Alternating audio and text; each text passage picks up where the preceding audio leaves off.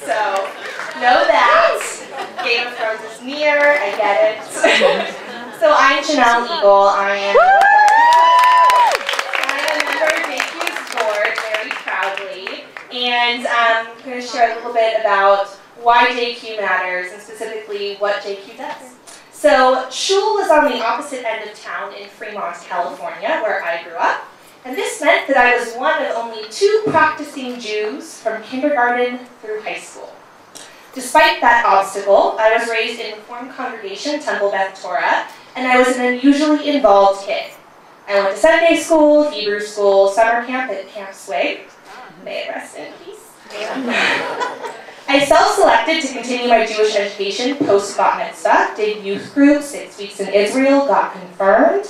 I was what some people would consider the product of a perfect Jewish upbringing. I would describe my identity then as token Jew. Then, I got to college. My Reformed education made me unable to keep up with the predominantly Hebrew-spoken prayers at Hillel events. Not to mention I went to UC Irvine, notorious at the time for anti-Semitism. I just didn't find a safe community within Judaism anymore, and for the most part, I really stepped away. I still flew home every fall and spring for the high holidays and Pesach. It was never an option to miss either, but my community really became my friends in theater school. Then, in my junior year, I saw the light and came out. I was the only undergraduate woman in theater school who openly identified as gay. I would describe my identity then as token lesbian, who secretly identified as Jewish. I was lacking integration between my Jewish identity and my identity as a lesbian. In Jewish settings, I talked about being queer, because it's what made me interesting. In queer settings, I talked about being Jewish, because it's what made me interesting.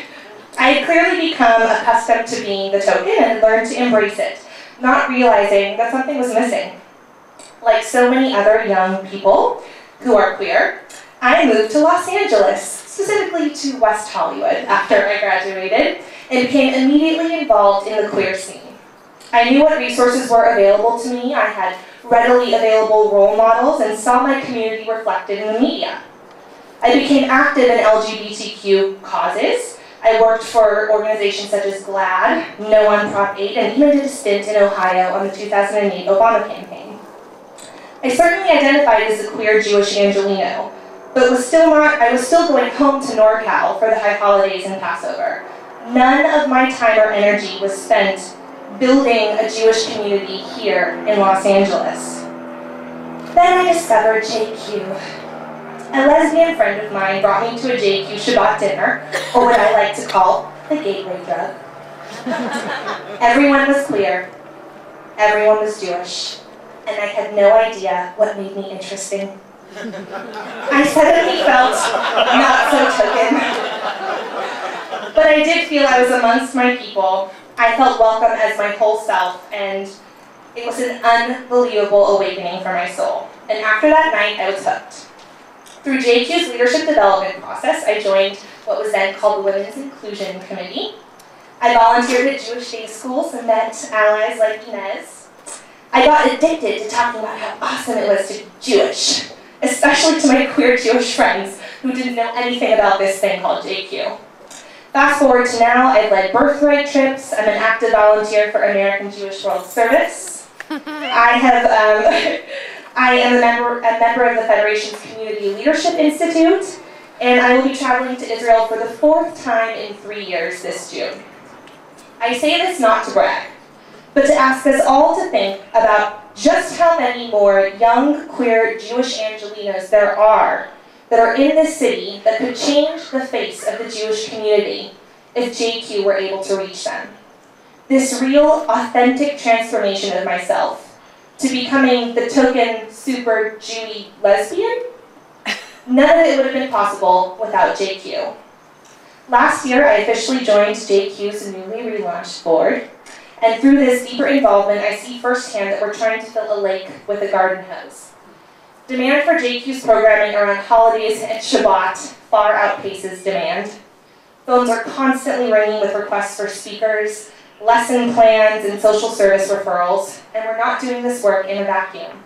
We have partners at the Jewish Federation, Pressman Academy, Adat Ariel, Birthright Israel, Masad Israel, Outfest, the Gay Lesbian Center, Kolami, BCC, ECAR, and many, many others. I'm sorry if there's any representatives from any organization I didn't mention. Our visibility within Jewish Los Angeles is getting really exciting. You may have seen Asher on the street sign. At the same time, he's like so blushing right now, which makes me really happy. At the same time, the people who take part in JQ programming are by and large new faces, and this is what's important. Most of them aren't people from the organized Jewish community. We need to focus our efforts on raising our visibility outside the Jewishly connected, to the Jews who have recently moved to town, connect via the queer community more readily than the Jewish community, and are potentially wary of a religious space feeling accepting. I volunteer for JQ because I know we are uniquely qualified to do this work. As the only non-denominational LGBT Jewish organization in town, we are able to ebb and flow through different spaces and sub-communities, both secular and religious. We work with everyone and anyone who wants to be part of an inclusive and celebratory Judaism. I also volunteer for JQ because I don't like the idea that most young people who come out and come to LA are often referred first to a queer resource such as the LA Gay and Lesbian Center. Why aren't they referred to a Jewish resource? Why don't they seek out a Jewish community first? I know our JQ Worm line, launching this May, may create a big difference in this paradigm. I volunteer for JQ because I don't like the idea that most young queer Jews can't identify a Jewish queer role model, whether in their real life, or a celebrity, or a character on TV or in a movie. So I'm excited about the Christ Bless project, thanks for mentioning it.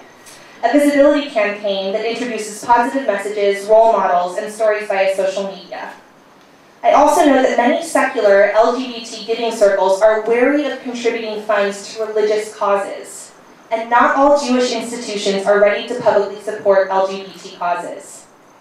I'm excited institutions such as the Jewish Federation of Greater Los Angeles are shifting that reality, but I know that in order to ensure sustainability, a community organization needs to be funded by the community members it serves.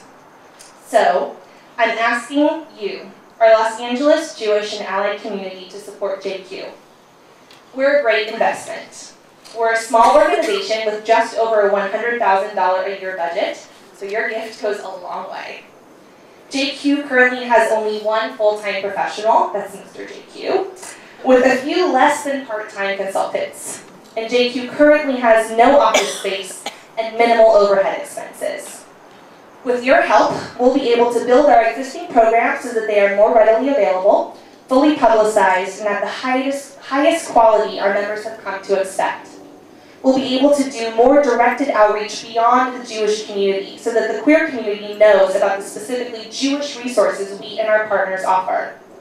We'll be able to ensure Jewish institutions have the skills and tools required to make Jewish spaces welcoming for lesbians, gays, bisexuals, and trans Jews. We'll be able to increase our consultants' hours, allowing their talent to impact an even greater number of community members. We'll be able to focus more specifically on communities that lack LGBT resources, and I'm specifically talking about the Orthodox community, Persian Jews, trans Jews, and Jews by choice. With our first straight ally as a board member,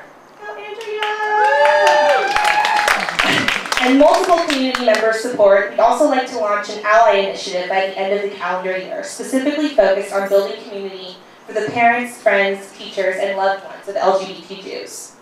Together, we'll help make Los Angeles a place where people like me don't have to separate our Jewish and queer identities.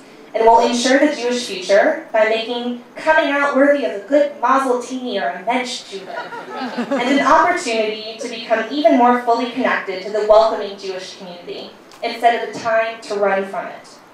This is all possible. My story and the stories you've heard today are examples of what we can accomplish together, and we need to make it a reality for all LGBT Jews. You can make this a reality today. On your chair is a pledge card. We've also put some on the tables for all of you who thought that you could get away by standing in the background. Please take it out now and consider making a gift that is meaningful to you. And to entice you to make it even a little bit bigger, I'd also like to make a really amazing and exciting announcement, especially for us.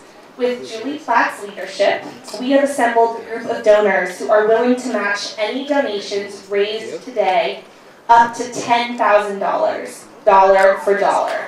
So your gift will be doubled by the following incredible supporters: Julie and Mark Platt, Nancy Josephson and Larry Sinitsky, Suzanne and Greg Daniels, David and Janet Launer, Todd Kessler, and Sharon Hall. Thank them. Please.